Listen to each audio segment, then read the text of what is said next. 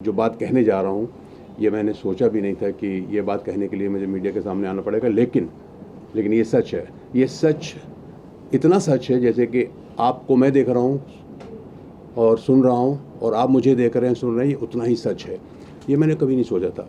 तो क्योंकि हमने बचपन से ये हम सुनते आए हैं, देखते आए हैं कि फ़िल्मों में भी खुद देखा है और अखबारों में पढ़ा है कि भैया एक अमीर आदमी के बेटे को किसी ने किडनैप किया, उसको उठाया, किसी दूर जंगल में लेके गए, कहीं कमरे में कैद किया, उसकी आंखों में पट्टी बांधी, उसके बाद फ़ोन किया कि भैया तुम्हारे बच्चा को हमने किडनैप किया है, हमारे कब्ज़े में है, इतना पैसा दे दो, जो भी है, लाख करोड़ जो भी है।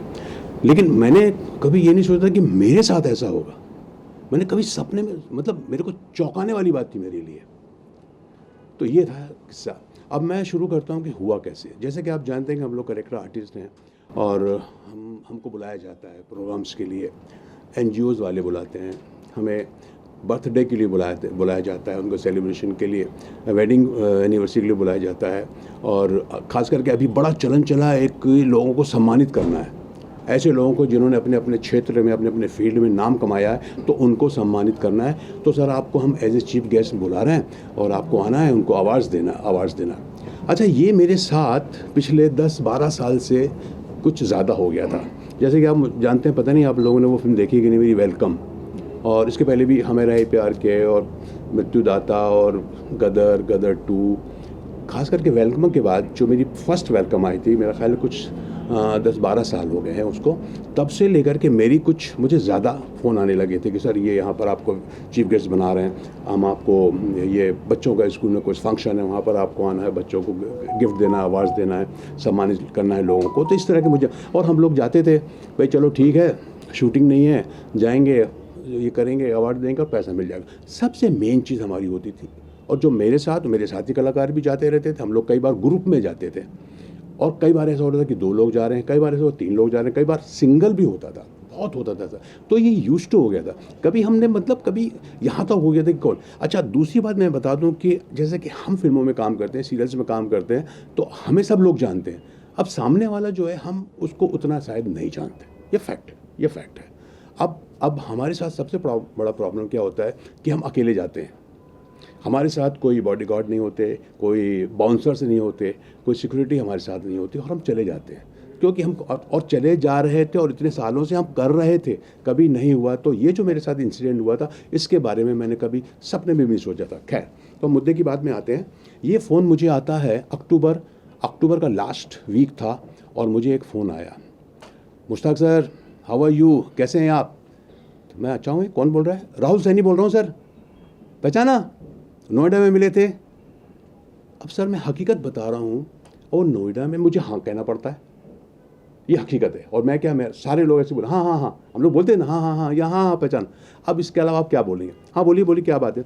सर एक हमारा एक अवार्ड शो है, हमको अवार्ड देना है, लोगों को सम्मानित करना है, उन लोगों को जिन्होंने अपने अपने फील्ड में ऐसा काम है। उसमें डॉक्टर्स भी हैं, उसमें आर्मी पर्सनस भी हैं, कुछ खिलाड़ी भी हैं, तो ऐसे हैं जो अब बुज़ुर्ग हो गए हैं, तो हम उनको सम्मानित करना चाहते हैं। मैंने कहा चलो ठीक है। मैंने कहा कितने लोगों को करना पड़ेगा। सर ऐसे ज़्यादा कुछ नहीं सर, कम से 25-30 लोग होंगे हैं, और एक छोटा सा गेट टुगेदर है सर, ये होगा, आपको आना है। मैंने कहा यार देखो, ये बताओ तुम्हारा बजट क्या है। तो उसने बोला कि सर हमारा बजट 50,000 का है। नहीं यार, मैंने कहा ये 50,000 तो कम है। वो मैंने कहा कम से कम 1 लाख रुपए होना चाहिए। सर 1 लाख रुपए तो ज़्यादा हो जाएगा, ऐसा है वैसा, आप कीजिए ना कर सर प्लीज़। सर आप हार्डली 1 घंटे में आप स्टेज में नहीं रहेंगे, हार्डली 1 घंटे में आपको हम फ्री कर देंगे। अरे यार, मैंने कहा चलो ठीक है। मैंने कहा नहीं यार, लेकिन सर, अच्छा मैंने कहा 75,000 कर दें। सर मैं करता हूँ, लेकिन 50 तो 100%। तो उसने, सर ये बात हुई मेरी, और नेक्स्ट डे, नेक्स्ट डे नहीं, उसने 4 नवंबर को 25,000 रुपये अकाउंट में डाल दिए। 25,000 रुपये अकाउंट में डाल दिए, और 8 तारीख को मेरी टिकट हो गई बॉम्बे से दिल्ली, 15:45, मतलब 3:45 बजे की एयर इंडिया की फ़्लाइट भी उसने कर दिया।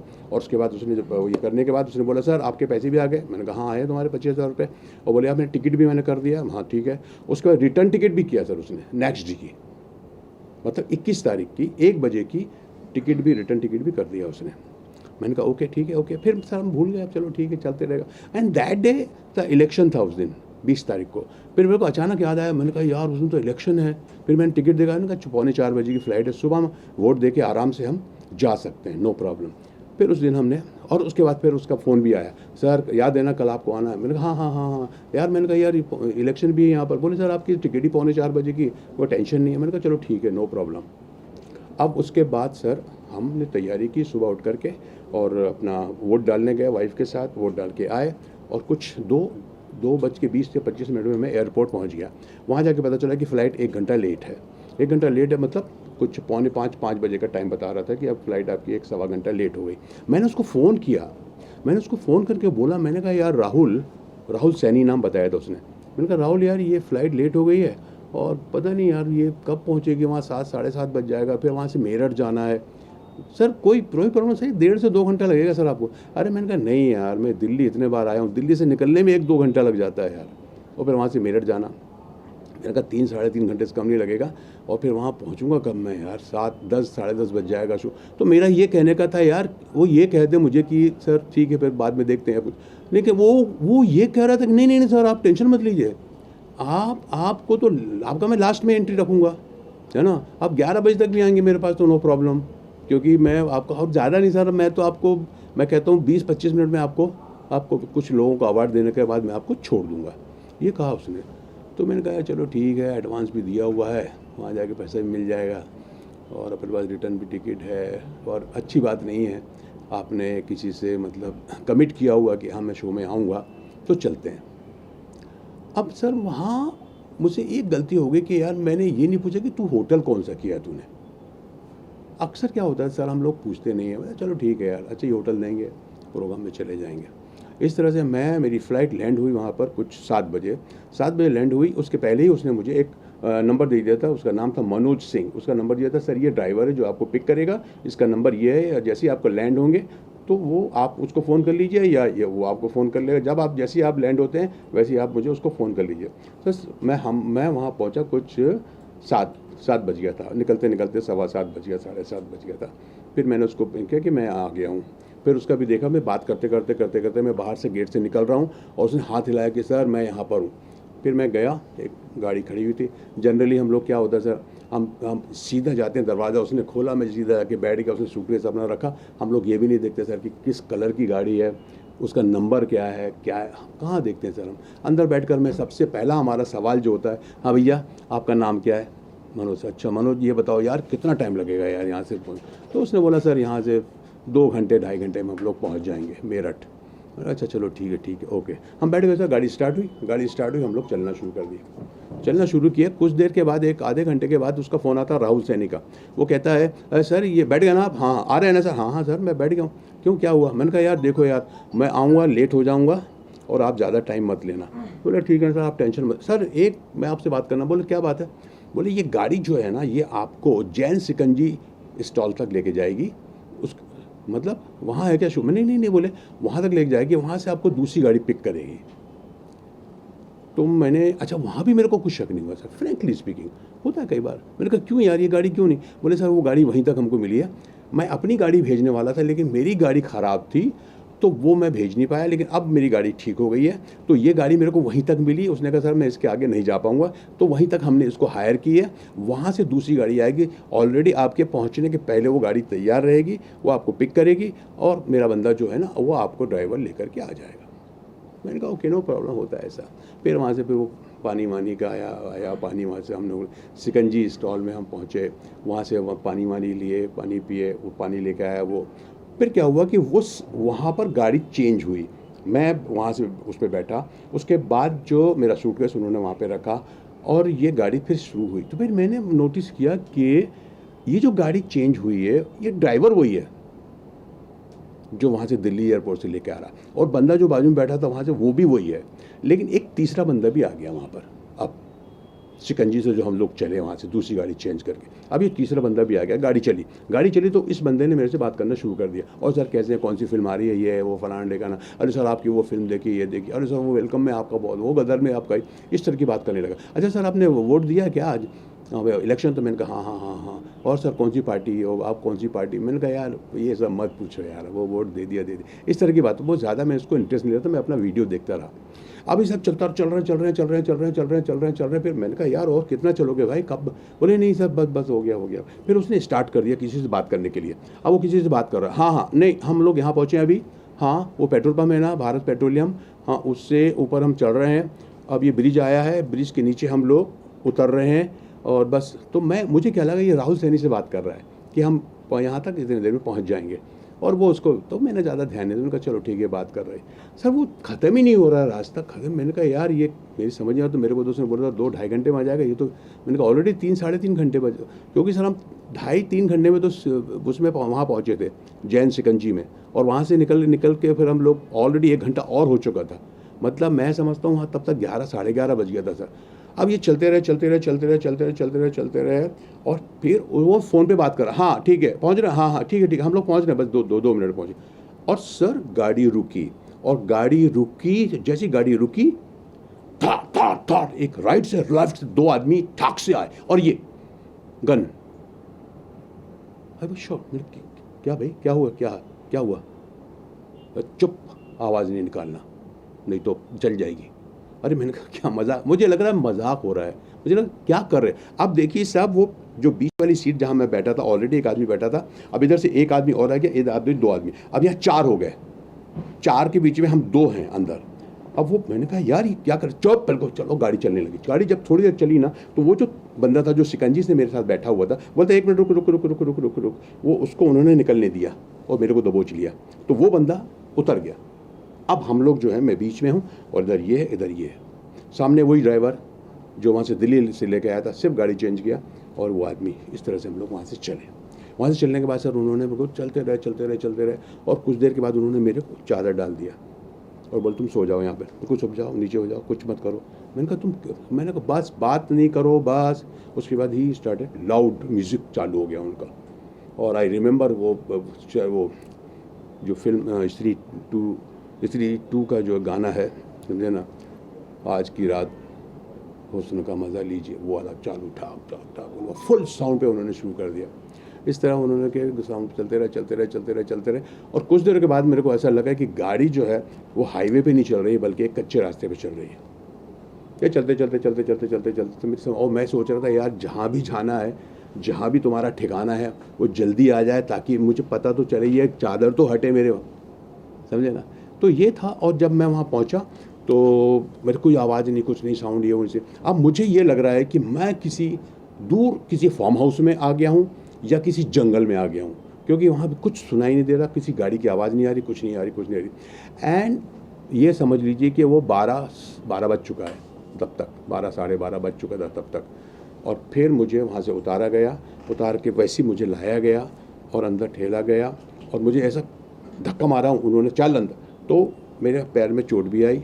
तो मैंने कहा यार कुछ समझ में नहीं आ रहा कि कहाँ है, कौन है, क्या, सीढ़ी चढ़। फिर उन्होंने मुझे सीढ़ियों से चढ़ाया, और अच्छी तरह मुझे याद है कि कुछ 2nd floor, it was 2nd floor 100%, वो लेकर गया, और दरवाज़ा खोला गया, दरवाजे के अंदर मुझे डाला गया, दरवाज़ा बंद किया गया। फिर चादर हटाया तो मैंने देखा एक 10 बाई 10 का रूम था जो चारों तरफ से बंद था, और मेरे सामने कम से कम 6 बंदे थे। मैंने कहा क्या चाहते हो आप लोग? बोले चाहना क्या है, बस पैसा चाहिए, 1 करोड़ की डिमांड कर दी। मैंने कहा यार 1 करोड़, मैंने कहा आप ऐसी मेरी बिल्कुल यही हालत थी। मैंने कहा मैं समझ तो गया था उनको पैसे, 1 करोड़, मैंने कहा 1 करोड़ तो हकीकत बता रहा हूँ, 1 करोड़ तो मैंने देखा भी नहीं है। अरे तू देखा यार, वो गालियाँ दिया उसने जो मैं यहाँ बोल नहीं सकता। ऐसे यकीन मानो यार, 1 करोड़ की तुम बात करते हो, कहाँ है? अबे झूठ मत बोले, तू 40 साल से फिल्मों में काम कर रहा है। अमिताभ बच्चन, आमिर खान, सलमान खान, शाहरुख खान, अक्षय कुमार, अजय देवगन, इतने बड़े बड़े कलाकारों के साथ कम तो काम कर रहा है तू बोलता है कि तेरे पास पैसा नहीं है, हैं? और अभी तेरी वो गदर हिउडी 500 करोड़ उसने कमाए हैं, तो तेरे को 5 करोड़ तो दिए होंगे। अब मैं उनको क्या बोलूँ यार कि 5 करोड़, उनको ये लगता था कि वो सब जो पैसा आता है वो सब आपस में बांट देते हैं वो। मैंने कहा ऐसा नहीं है भैया, हम लोग का जो कीमत हमारी जो प्राइस तय होती है फिल्म शुरू होने से पहले, जो एग्रीमेंट हो, उतना ही पैसा मिलता है हमको, और उससे ज़्यादा कुछ नहीं है। झूठ मत बोलिए वो सब। फिर उन्होंने सर वो फ़ोन तो मेरा छीन ही लिया था उन्होंने, पहले वहीं गाड़ी में छीन लिया। सबसे पहले तो उन्होंने फ़ोन ही छीन लिया था मेरा, और उसके बाद पूरा चेक किया कि कहीं कुछ है कि नहीं है कि नहीं, वो सब देख लिया था, कुछ था नहीं। आधार कार्ड था यहाँ पे, कुछ पैसे थे 4-5 हज़ार रुपये, वो भी सब ले लिए उन्होंने, समझे ना। और मेरा चश्मा भी वहाँ रह गया, ये सब कुछ, मेरा सूटकेस भी।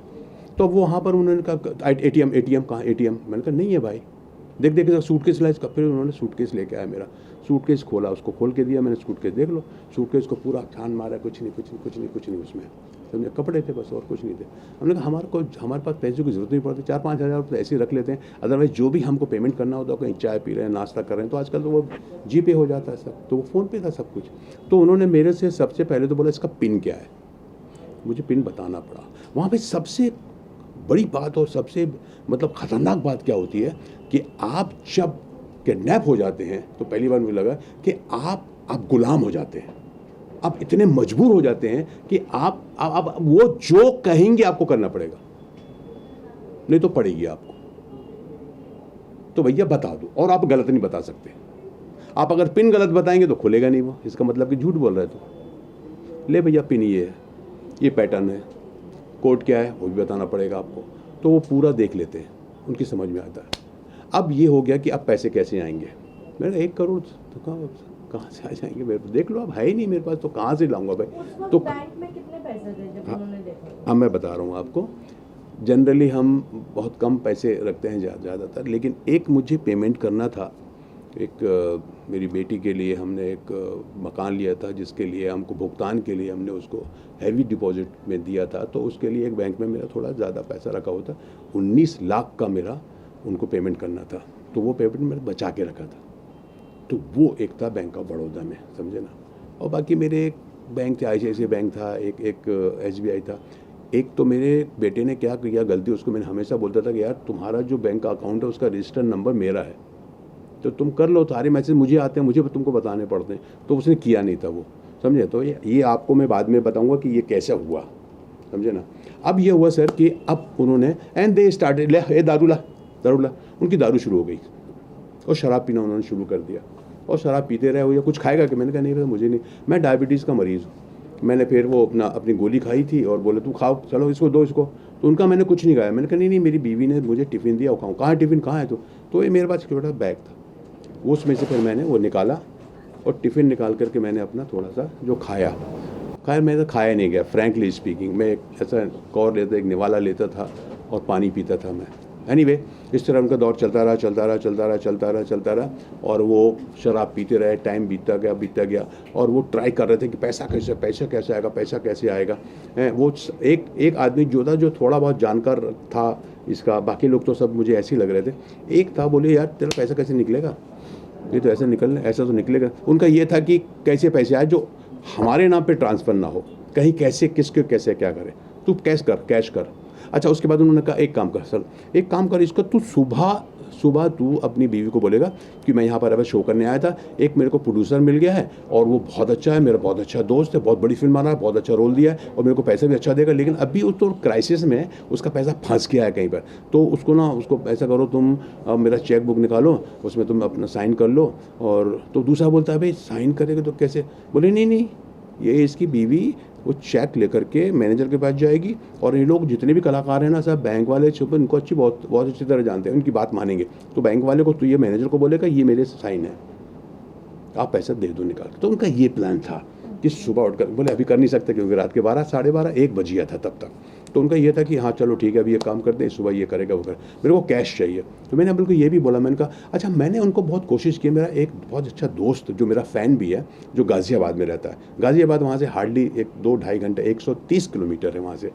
तो मैंने उनको ये बोला, क्योंकि मेरा उस वक्त ये था कि यार मेरे पास जो भी पैसा हो, अगर 5 लाख 10 लाख भी होता ना, तो मैं उसको बोलता कि चलो ये 10 लाख ले लो, मुझे छोड़ दो, समझे। तो लेकिन वो उतना तो था नहीं मेरे पास। तो मैंने कहा यार एक काम करो, मैं आपको कैश दे दूं थोड़ा, तो छोड़ दोगे क्या मुझे? कैश कितना देगा? तो बोलता है कि कैश। मैंने कहा यार कैश, अब वो एक दोस्त से आप कितना बोल सकते हो? मैंने कहा यार 2-3 लाख। 2-3 लाख? साले तेरे लिए, तुझे यहाँ तक लाने के लिए हमने 4 लाख रुपए खर्च किए। अरे मैंने कहा क्या मतलब? बोले तुझे लाने के लिए जिस आदमी को हमने पैसा दिया है, तेरा तेरा 25,000 रुपये वो दिया, तेरा टिकट आने जाने का किया, और जो हायर किया हमने गाड़ियाँ और ये वो फलाने का ना, और बंदे को कम से कम 1.5 से 2 लाख रुपए दिया, तो तेरे पीछे तो हमारा खर्चा हो गया 4 लाख रुपए का, और तू हमको 2 लाख दे रहा है, 3 लाख। अरे यार, मैंने कहा और क्या, और कितना दे सकता है? मैंने कहा यार वो दोस्त है। वो कौन है दोस्त? मैंने कहा सिकंदर कुरैशी नाम है उसका, फ्रूट्स की दुकान है उसकी, बहुत फ्रूट्स की दुकान है, जूस पीने वाला बंदे को 5 लाख दे देगा, कैसे हो सकता है? मैंने कहा नहीं, वो देगा, करेगा, इंतजाम करेगा। तो उनका ये भी था। मैंने कहा लेकिन अभी तो 12:30 1 बज रहा है, अभी थोड़ी मैं बोलूँगा, सुबह ही बोल सकता हूँ। तो कुल मिला करके ये हुआ कि चलो भैया अभी ये सुबह ही इसके साथ होगा। तो वो जो 5-6 लोग थे ना, वो शराब पी रहे हैं, और I think it was 1:32 something, ऐसा तो कुछ था, क्योंकि घड़ी मेरे हाथ में बंदी थी। बोले चलो इसको सुला दो यार, इसको सुला दो। मुझे बोलते तकिया दो इसको। अबे तकिया दे, तो क्वेश्चन पड़े हुए थे, उसको क्वेश्चन नहीं, बड़ा तकिया दो उसको, एक बढ़िया तक बड़ा। मैंने कहा नहीं ठीक, नहीं तकिया दो। उसके बाद बोले इसको कंबल ला के दो। उसने कंबल ला के दिया, ओढ़ा दिया मुझे, और मैं भी ऐसा एक कोने में। अब ये समझ लीजिए कि उस 10x10 में एक डबल बेड था जिसमें 2 आदमी आराम से सो सकते हैं। अब मैं एक कोने में ऐसा पड़ा हुआ हूँ, और चादर भी उसने डाल दिया है, और इस तरह से मैं, और मुझे बार बार बोलते थे पानी पी। मैं जानबूझ के नहीं पीता था। मैंने कहा पता नहीं पानी में क्या है क्या नहीं है। मैंने कहा पीला ऐसा, मैं झूठ ऐसा पानी पीता था। एनीवे, अब उनकी शराब शुरू है, पहले से शुरू थे। और जब बच्चे बात कर रहे हैं, क्या करेंगे, उनकी प्लानिंग चल रही है। मैं सब सुन रहा हूँ, और पढ़ा हुआ हूँ ऐसे कुछ। फिर देन उन्होंने क्या किया, 4 लोग जो है मेरा ख्याल है, हाँ 4 या 5 लोग जो थे, चल बे हम लोग, तो दारू काफ़ी नशा हो गया था उन लोगों का। बीच में दोनों का झगड़ा भी हुआ, सॉरी, उन दोनों में से किसी जो मेन थे ना, उनका जो झगड़ा, तू ऐसा कर वैसा कर, बीच में तो यहाँ तक भी हो गया था कि चल छोड़ इनको, जाने दे, पैसा वैसा मुश्किल है। उनको ऐसा लगने था पैसा शायद इससे ना मिल पाए हमको। उनको कहा ये होगा, पता नहीं क्या होगा, ये जो कैश बोल रहा है गाजियाबाद से, वहाँ भी कैसे होगा, कैसे करेगा ये, वो सब उनकी बातें चल रही थी। अब नहीं बे यार, ऐसा हो जाएगा वैसा, अरे वो आ गया, उसने ऐसा बता दिया। तो उनको ये भी डर लग रहा था कि कैसा करें। दूसरा ये भी था कि यार बैंक से जो बोल रहा है तू चेक का, वो पॉसिबल नहीं है यार, कैसे होगा, कैसे उसकी बीवी मान लेगी। अच्छा, इस तरह की उनकी वो चल रही थी, और मैं सुन रहा हूँ चुपचाप सुन रहा हूँ। अबे चुप ना, अबे चुप। तो इस तरह से उन लोगों का जो है स्ट्रगल हुआ बहुत ज़्यादा, है ना, आपस में उनका, और वो एक दूसरे को मारने भी लगे थे वो दोनों, मैंने देखा, समझे। तो मैं इसका मुड़ गया, मैं घबरा गया। बोले तू चल जा, हम लोगों का चलते रहता है ये, ऐसा मत समझना कि हम लोग झगड़ा कर रहे हैं, ये वो सब। चलो ठीक है। फिर मैं अपना सुबह सो गया। फिर वो पीते रहे। फिर कुछ 3:30-4 बज गया था। वो जो 4-5 लोग थे, वो जो है चले गए, बोले हम जा रहे। तो मुझे लगा कि ये लोग नीचे जाएंगे, क्योंकि वहाँ पे सोने की जगह नहीं थी। 2 लोग रह गए। एक जो मुझे लगता था कि उनका बॉस जैसा था, जो बहुत ज़्यादा टॉर्चर कर रहा था, गालियाँ दे रहा था, और एक और उसके साथ था, वो रह गए। उसके बाद वो दोनों पी रहे हैं, आपस में उनकी बात चल रही है। मैंने इतना सुना है, लास्ट में उसने बोला सुनो, ताला मार दे। बोले हाँ भैया मार दूंगा, टेंशन लो। और वो उठा, उसने वो उसी रूम की ऐसी सिटकिनी जो होती उसको ऐसे चढ़ा दी। वो लोग जाने के बाद ऐसे सीढ़ी मैंने देख रहा हूँ ऐसा पुल से, वो सिटकिनी उसने ऐसा चढ़ा दी। उसके बाद फिर आकर के फिर पीने लगा। तो मैंने देखा कि वो बाहर नहीं गया है। मुझे क्या लग रहा था, इसको बोल रहा है कि ताला मार दे, मतलब या तो बाहर जाके रूम से बाहर ताला मार, अंदर तो मारेगा नहीं, उसमें नहीं था, वो लैच नहीं था वहाँ पर। तो वो आकर के फिर पीने लगा। ये चलता रहा सर, और ये टाइम जा रहा है, और मुझे मालूम है कि मैं किसी जंगल में या किसी फार्म हाउस में हूँ। मेरा क्या होगा, मतलब आप सोच नहीं सकते कि मैं अपने अल्लाह को याद कर रहा हूँ और सोच रहा हूँ कि अल्लाह बस मदद। इसके अलावा मेरे पास कुछ भी नहीं था मेरे पास। और मेरी जो हालत थी, जो मेरी कैफियत थी, मैं आपसे कह नहीं सकता। मैं इतना डरा हुआ, दहशत में था कि मैंने कहा मेरी जान जाएगी, पता नहीं शायद पैसे लेके भी ना छोड़ें।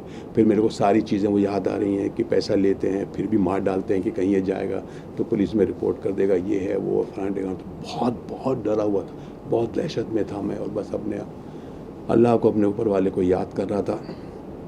4:30, 5, 5:30, 5:45 बजे अजान की आवाज़ आ रही है, अल्लाह अकबर अल्लाह।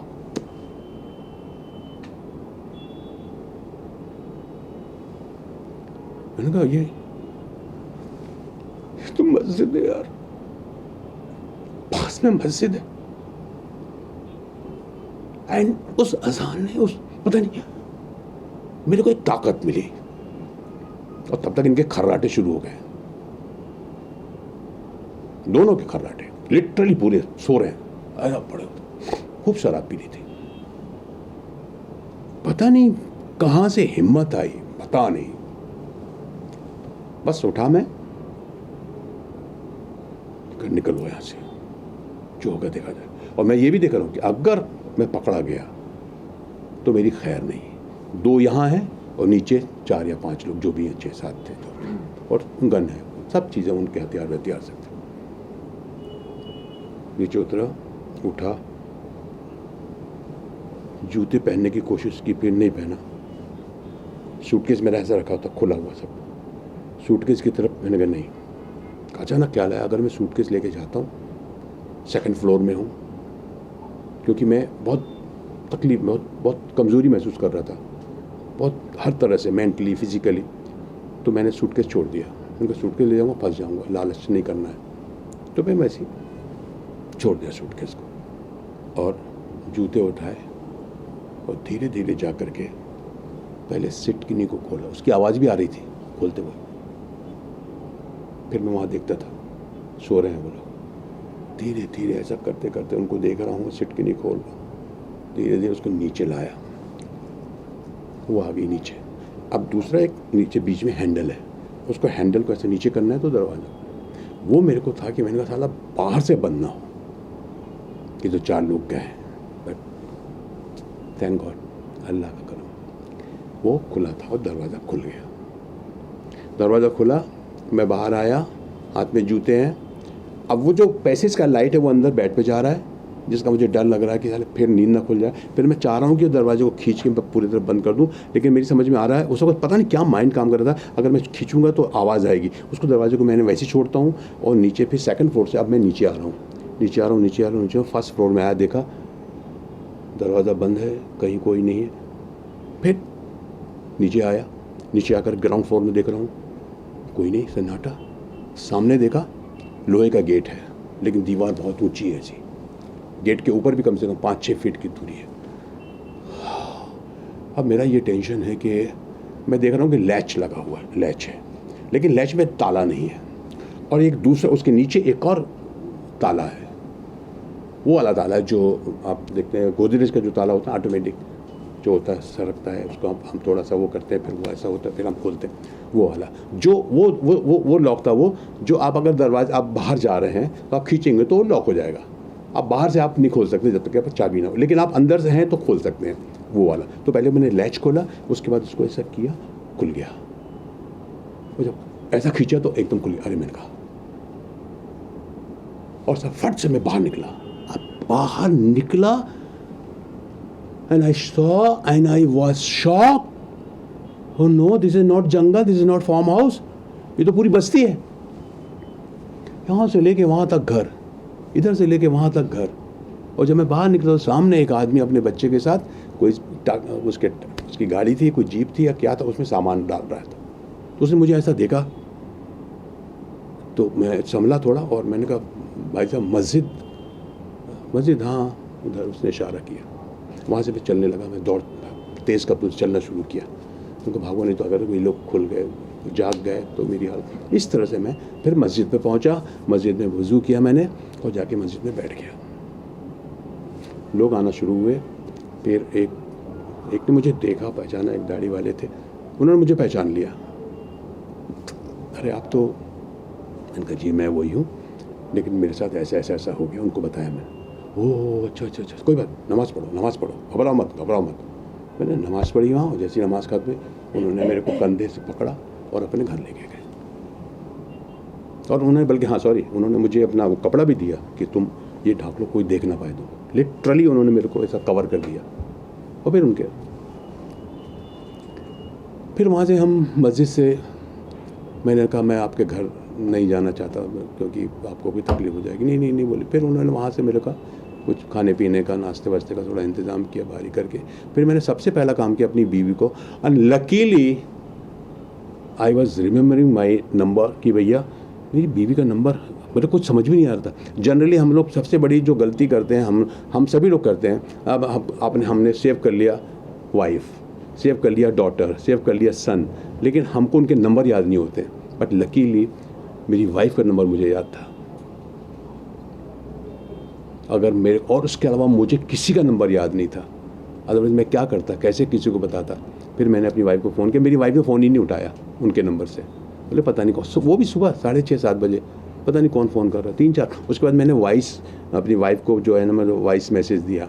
फिर मैंने 3 फ़ोन करता रहा। फिर उसने उठाया फ़ोन, बोले कौन है, क्या है। फिर मैंने उसको बताया मैं हूँ मुश्ताक खान भाई, ऐसा ऐसा मेरे साथ हुआ। तो बिलीव ही नहीं करता है कोई। फिर मेरे बेटे को दिया उन्होंने, फिर ये सारी चीज़ें हुई। और तब जा कर के मैंने कहा सबसे पहले तुम ये काम करो कि बैंक ऑफ बड़ौदा का जो हमारा अकाउंट उसको फ्रीज़ कर दो, फ़ोन वहीं उनके पास है, क्योंकि अभी तक वो सो रहे हैं तो शायद कुछ हो जाए। फिर फ्रीज़ वो लोग गए दोनों, मेरी वाइफ गई और बैंक मैनेजर से मिली और फ्रीज़ करवा दी। लेकिन मैं एक ICICI बैंक में जो मेरा था वो मैं दिमाग में नहीं था, फ्रैंकली स्पीकिंग। और ये जो SBI का जो मेरा अकाउंट था जिसमें मेरे बेटे ने अपना मेरा नंबर दे दिया था, और वो भी शायद बहुत ज़्यादा उसको ट्रांजेक्शन उसके नहीं हो रहे थे, बस वो 2 बैंक का हम लोग नहीं कर पाए, समझे ना। तो उसके बाद फिर मैंने हमारे फैमिली मेम्बर हैं जो मिस्टर सिकंदर कुरैशी गाज़ियाबाद रहते हैं, मेरी वाइफ को मैंने बोला तुम उनका भी नंबर देखो तुम्हारे पास है ना। हाँ बोले उनका तो उसके पास तो उसकी वाइफ का भी था, उनका भी, वो भी नहीं उठा रहे थे सुबह। फिर बड़ी मुश्किल से उन्होंने भी फिर वही वैसे ही किया मेरी वाइफ ने, और मुझे नंबर दी। तो फिर मैंने इनके नंबर से फ़ोन लगाया, मैंने कहा भाई ऐसा ऐसा हो गया है।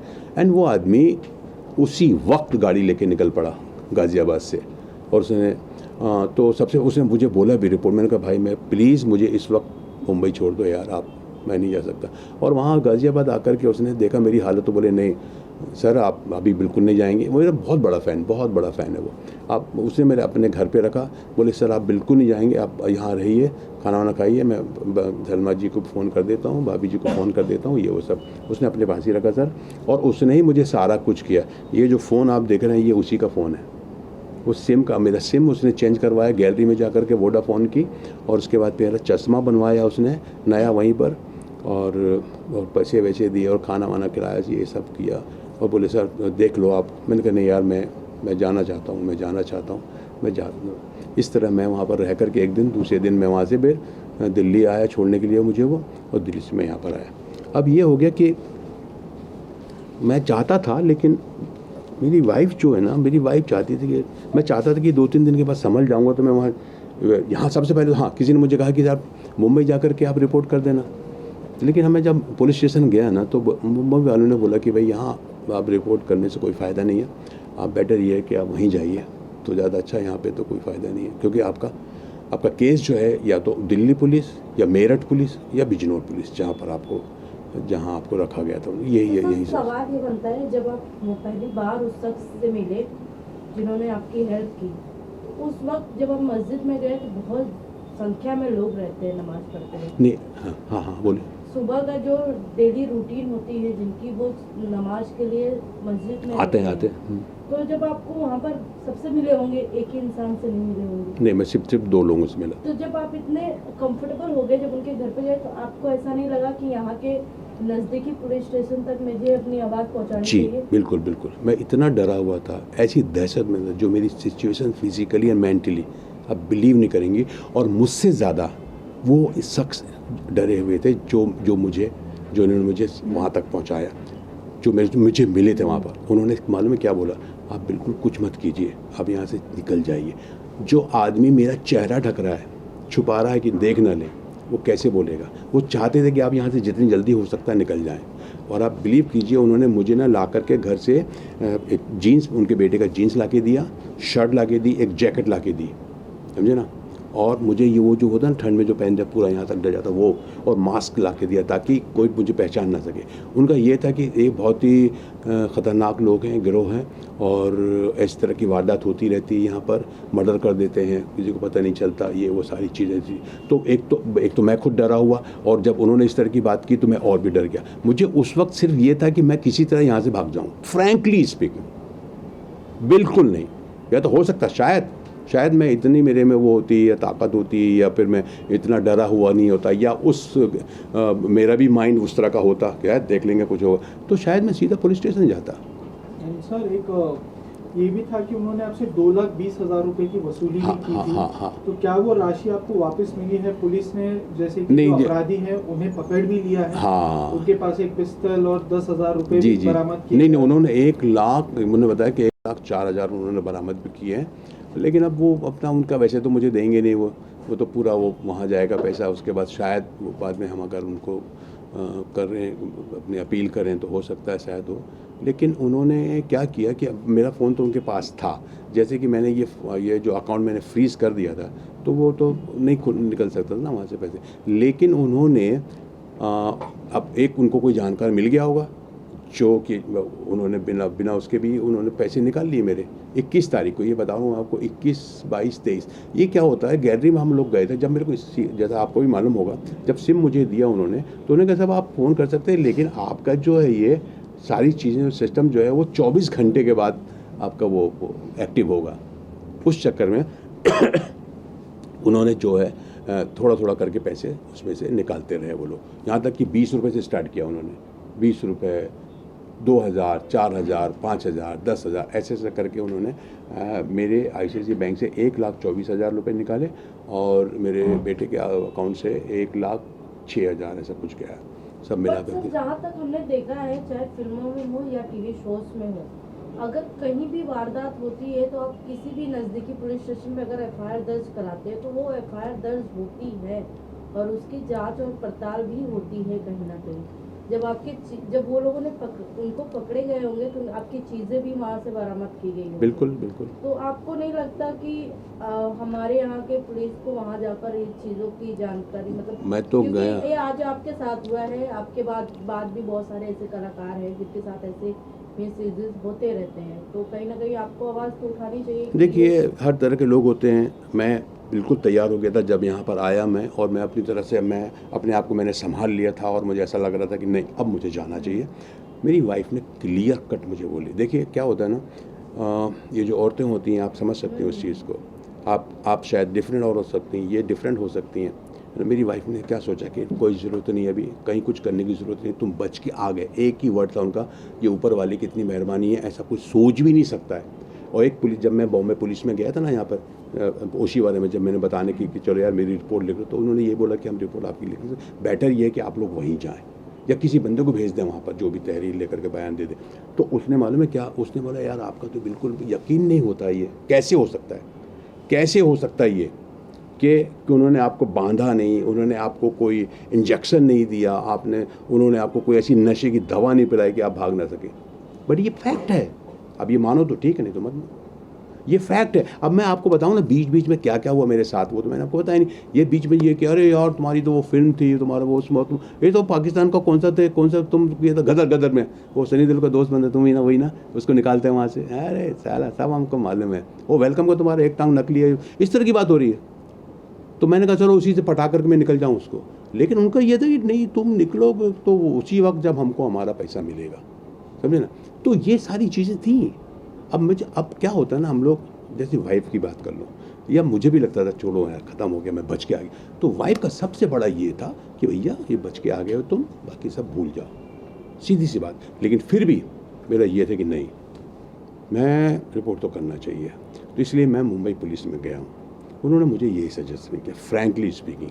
पहली बात तो उन्होंने कहा ये, जैसे कि मैंने भी आपसे कहा कि मानने को तैयार नहीं थे कि ऐसा कैसे हो सकता है यार, एक आदमी इतना रिस्क लेकर के आपको किडनैप करता है, अपहरण करता है ना, बहुत बड़ा रिस्क है किसी बंदे को, मतलब आप बंधक बनाना और उसको अपहरण करना उसका, और उसके बाद आपको ऐसे छोड़ देना कि भाई दारू पी के आप पड़े। और ये हकीकत है, इतनी हकीकत है कि मैं आपको कह नहीं सकता। मैं ये जो मैंने बताया एक भी मतलब इधर उधर की बात नहीं है, वो तो कोई मतलब ही नहीं करने का। वो तो आज देखो ना कितने दिनों के बाद मैं ये किया। अच्छा, उसके बाद जब मैं यहाँ पर आया तो आई वॉज सो लकी कि मेरे एक दोस्त हैं, दोस्त का एक्टर हैं वो, अनुराग आए हैं क्या यहाँ पर?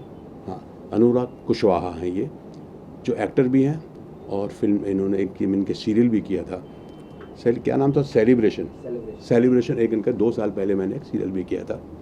इनका फ़ोन आता मुझे। अब जब हमने देखा तो मेरे एक और दोस्त हैं, ये शिवम यादव, ये वहीं उसी तरफ उत्तर प्रदेश के रहने वाले हैं, और ये एटा के रहने वाले हैं, और मुरादाबाद में आपके कोई रिश्तेदार है ना, सिस्टर रहती है इनकी, तो ये शादी में गए हुए थे। तो इन्होंने कहा सर मैं एक काम करूं क्या, मैं जाता हूं आपकी तरफ से, और एक इन्होंने एक बनाया, समझे, एक ड्राफ्ट बनाया मेरी तरफ से, एक ड्राफ्ट बनाया कि मेरे साथ क्या क्या क्या क्या क्या क्या हुआ, और ये एक प्रार्थी की तरह ये वहाँ पर गए। वहाँ पर गए तो कोई रिस्पांस इतना नहीं मिला खास इनको। मैंने कहा यार छोड़ो, अलग करो, जाने दो, है ना। तो उनको भी लगा होगा यार जिसका हुआ है, जिसके साथ हुआ है वो तो आया नहीं, क्योंकि मेरी वाइफ ने कहा नहीं तुम नहीं जाओगे। फिर मेरी शूटिंग आ गई, शूटिंग करने लगा। मैंने कहा यार शूटिंग भी ज़रूरी है यार, तो उसकी वजह से वो बात ऐसे हो गई। लेकिन आई वाज सो लकी, अनुराग कुशवाहा मुझे 8 दिसंबर, है ना, इट वाज 8 दिसंबर, संडे था, इसका फ़ोन मुझे आया, और इसको कुछ नहीं मालूम था कि मेरे साथ ऐसा हुआ है। बोले सर कहाँ हैं आप? मैंने कहा यार मुंबई में हूँ। बोले सर एक रिक्वेस्ट है। मैंने कहा बताओ बेटा। बोला कि सर मेरे बहुत अच्छे पहचान के हैं, एक दोस्त भी कह सकते हो, जो भी है मेरे बहुत करीबी हैं, IAS हीरालाल जी, IAS हीरालाल, लखनऊ यूपी, जो सिंचाई विभाग में सचिव हैं, वो आपसे मिलना चाहते हैं। मैंने कहा यार किस सिलसिले में? बोले नहीं ऐसी बात करना चाहते हैं, वो सब फिल्मी लोगों से मिलने में अच्छा लगता है ऐसा। मैंने कहा चलो ऐसे बहुत से लोग होते हैं। और मैंने कहा कहाँ ठहरे हैं? तो एक्चुअली क्या था, बिल्कुल मैं ओरिटल होटल है यहाँ पर, अपना सिटी मॉल के सामने एक अंदर गली जाती है, T सीरीज़ के पास में एक होटल है, वहाँ पर वो रुके हुए थे। अरे मैं तो घर के पास है मेरे को, चल ठीक है मैं आता हूँ। फिर मैंने इसको बोला यार सुन अनुराग, ऐसा ऐसा ऐसा है, ऐसे ही है, क्योंकि मेरे को ये मालूम कि मैं IAS एडमिनिस्ट्रेशन बहुत बड़ी पोस्ट होती है सर, बहुत बड़ा ऑफिसर होता है वो तो। मैंने कहा यार देख ऐसा ऐसा मेरे साथ हो गया, कुछ प्रॉब्लम हो गया। तो उस बोला अच्छा सर आइए, आप आइए। तब तक इसने हीरालाल जी को मेरे बता दिया, ये हीरालाल जी, ये इन्होंने बुक लिखी है डायनामिक DM, ये बहुत ही स्ट्रांग आदमी, बहुत बढ़िया आदमी। इनसे मेरी मुलाकात हुई होटल में, और इन्होंने कोई ऐसी वैसी बात नहीं बोली। बोला ये बताओ तुम्हारे साथ हुआ क्या, और मैंने जो आपको बताया वो बताया। अच्छा। मैंने कहा सर मेरा एक आदमी बंदा गया भी था। बोले नहीं यार ऐसा नहीं होता है, चलो ठीक है कोई बात नहीं। फिर उन्होंने एक फ़ोन लगाया किसी को, उन्होंने फ़ोन लगाया और पूछा कि ये बताओ यार बिजनौर SP कौन है? तो वहाँ से उनको पता चला कि भाई वो अभिषेक झा है। बोले उनको फ़ोन लगाओ, उनको बोलो IAS आप हीरालाल जी बात करना चाहते हैं। सर 2 मिनट में SP का फ़ोन आया, और उन्होंने वही बात मेरे सामने बोली कि यार तुम्हारे स्टेट में क्या हो रहा है? बोले सर क्या हो गया? बोले फिल्मी कलाकारों को अपहरण हो रहा है, किडनैप हो रहा है। ये कितनी शर्म की बात है यार, हमारे स्टेट की बात है ये। ऐसे यूपी में कौन कलाकार तुम्हारे पास यहाँ पर आएगा, बदनाम कर रहे हो, और इसका इसके क्या बात कर रहे हो? हाँ और ऐसा वो क्या हुआ सर, ऐसा यही है वो फलाने का। और सर उसके बाद उन्होंने बोले 1 मिनट सर, उनका नाम बताइए और नंबर दीजिए, मैं उनसे बात करूँगा। उन्होंने मेरा नंबर दिया SP को। सर अभी मैं मीटिंग में है, मैं थोड़ी देर के बाद उनको फ़ोन करता हूँ, आप टेंशन मत लीजिए। करेक्ट 1 घंटे के बाद मेरे को SP का फ़ोन आया, SP अभिषेक झा का, बिजनौर से। सर मैं अभिषेक बोल रहा हूँ, SP जो बिजनौर। मैंने कहा हाँ सर मैं मुश्ताक खान। हाँ बोले ये क्या है आपका मसला, क्या प्रॉब्लम है आपका? मैंने उनको फिर बताया सारी चीज़ें। ओके नो प्रॉब्लम, घबराइए मत आप, 1 घंटे में मेरी टीम आपको कांटेक्ट करेगी। और एग्जैक्टली 1 घंटे के पहले ही संग्राम सिंह जो वहाँ के CEO हैं बिजनौर, उनका फ़ोन आ गया मुझे, उनको मैंने पूरा डिटेल दिया और वो टीम जुट गई। तो हीरालाल जी के फ़ोन से कह सकता हूँ मैं बहुत ज़्यादा मतलब मुझे मदद मिली, और उसके बाद काम शुरू हो गया। और उसके बाद अभिषेक झा, संग्राम Singh CO city, mister Uday Pratap जो वहाँ के इंस्पेक्टर हैं, सचिन मलिक वो, परवीन मलिक, ये लोग सब जो है पूरी टीम इनकी जुट गई। और आप बिलीव करेंगे उसके बाद इन्होंने बहुत ज़बरदस्त काम किया, बहुत जल्दी काम किया। और उसके बाद मेरी शूटिंग थी इंदौर में, मैं चला गया। फिर मुझे इंदौर में इनका मैसेज मिला कि सर आप जो है ना आपको आना पड़ेगा शिनाख्त के लिए, और आप यहाँ एक बार आपको आना ही पड़ेगा। फिर वहाँ से फिर मैं 14 तारीख को शूटिंग से मैं 14 तारीख को चला गया बिजनौर, दिल्ली गया। दिल्ली से मेरे दोस्त आ गए, सिकंदर भाई, उन्होंने मुझे लेकर के बिजनौर गया। इस तरह हम लोग बिजनौर जा कर के उन्होंने पूरा मुझे बताया, टीवी में बताया ये लोग पकड़े गए। तब तक 4 लोग पकड़े गए थे, मुंह पे कपड़ा था, लेकिन उन्होंने मुझे टीवी में बताया ये है। मैंने कहा हाँ सर ये सब था। ऐसा हुआ। उसके बाद फिर मैंने एक वीडियो बाइट भी दिया वहाँ पर, उनकी तारीफ़ भी की कि आप लोगों ने इतनी जल्दी ये किया। मुझे उम्मीद नहीं थी, मुझे बिल्कुल उम्मीद नहीं थी कि ऐसा इतनी जल्दी होगा। और फिर उसके बाद वो अभी तक मुझे अपडेट कर रहे हैं। फिर ये 4 लोग पकड़े गए, तो उसके बाद पाँचवा कोई भाग रहा था कुछ था, तो वो गोली मारी थी पैर में, वो भी उन्होंने बताया वीडियो। फिर आज उनका फिर फ़ोन आया था, आकाश उर्फ गोला करके कोई है, उसको पकड़ा उन्होंने, उसका मुझे उन्होंने फ़ोटो दिया कि इसको भी हमने गोली मार के पकड़ी हमारी। और इस तरह से 2 या 3 अभियुक्त जो भी आरोपी वो अभी बाकी हैं। और सर आखिरी में यही पूछना चाहेंगे कि आपके साथ ऐसा हुआ है, किसी और के साथ, चाहे वो आम आदमी हो या आपका कोई साथी कलाकार हो, उनके साथ ऐसा ना हो, तो कोई ऐसी खास बात या कुछ ऐसी चीज़ है जो उनको ध्यान रखनी चाहिए, एक एडवाइस जो आपके तरफ से आप लोग देना देखिए सर, चाहेंगे? ये सब होने के बाद तो जो मैं सोचता हूँ और जो मैं करना चाहता हूँ, या लोगों ने मुझे जो कहा है, या पुलिस की तरफ से मुझे कहा गया है कि सबसे पहले तो जो भी जैसे भी ऐसा फ़ोन आता है तो आप उनसे पूछो कि भैया तुम मेरा आधार कार्ड मांग रहे हो टिकट के लिए, आप अपना आधार कार्ड दो पहले, कि आपका आधार कार्ड आना चाहिए, आपका उसमें एड्रेस वगैरह सब, आधार कार्ड अगर आ जाता है तो सब कुछ जाएगा। ये जो प्रोग्राम है ये कहाँ कर रहे हो आप? तो बोले कि साहब ये प्रोग्राम हो रहा है यहाँ, आप उनका एड्रेस दीजिए, उनका पता दीजिए। उसके बाद अगर हो सके, और बल्कि करना चाहिए कि उस एरिए के पुलिस स्टेशन में आपको इन्फॉर्म करना चाहिए कि साहब यहाँ ऐसा ऐसा एक शो हो रहा है, मुझे बुलाया जा रहा है, मैं वहाँ पर आ रहा हूँ। ये होना बहुत ज़रूरी है। और अगर हो सके और पॉसिबल हो सके तो अगर आप इस तरह के प्रोग्राम में जा रहे हो मेरे साथियों, तो ये कोशिश करो कि आप जब एयरपोर्ट में जाते हो तो आप उनकी गाड़ी में मत जाइए। उनको ये बोलो कि भैया मेरा वहाँ पे दोस्त है, या मैं ओला करके आ जाऊँगा या कुछ भी करके आ जाऊँगा, जो भी उसका पेमेंट होगा, जो भी उसका बिल बनेगा, मीटर होगा, वो आप दे देना। और मुझे होटल का बता दीजिए, और होटल का पता लीजिए, क्योंकि आपको डेफिनेटली होटल देते हैं, हर कोई देता है होटल का मुझे पता बताइए। होटल में हो सके तो उसका नंबर भी मिल जाएगा आपको। उस होटल के वाले को फ़ोन कीजिए, क्या मेरे नाम का इस तरह का रूम कुछ बुक है या नहीं है। और जैसा कि मैंने कहा कि आप एयरपोर्ट से उतरने के बाद आप अपने ही कैब पे जाइए वहाँ पर अगर हो सके तो। और कोशिश कीजिए कि सबसे पहले कोशिश कीजिए कि जो बंदा आपको बुला रहा है, आप उसको कितना जानते हैं, वो जानना बहुत ज़रूरी है। उसके बारे में अगर आप कुछ तहकीकात हो सके, इंक्वायरी हो सके, क्या वाकई सही है, जो मुझसे हो गई गलती। अभी हम लोगों के साथ क्या होता है कि हम, जैसे कि मैंने पहले ही अपने उसमें कहा कि भैया हम तो सोच भी नहीं सकते थे, वैसा हुआ। तो किसी के साथ ऐसा ना हो, तो अलर्ट हो जाएं, सब कुछ समझ जाएं। और मेरे को सबसे अच्छी बात हमारे हीरा लाल जी की ये लगी, उन्होंने सबसे ज़्यादा फिक्र जो है इस बात की कि यार मेरे स्टेट में ऐसा ना हो कि कल को यहाँ पर आने को कोई डरे। तो इसलिए उन्होंने इतना वो किया। और मैं बिजनौर पुलिस का मैं शुक्रिया अदा करता हूँ, ख़ास करके अभिषेक जी का, संजीव वाजपेयी जी का, संग्राम जी का, और उदय प्रताप जी जो हमेशा मुझे अपडेट करते रहते हैं, सचिन मलिक और प्रवीण मलिक का। उन्होंने बहुत तत्परता दिखाई, और वो पूरी टीम उनकी जो इसमें लग गई, उसके लिए बहुत बहुत शुक्रिया। धन्यवाद सर हमसे। Thank you. जल्दी से करो सब्सक्राइब।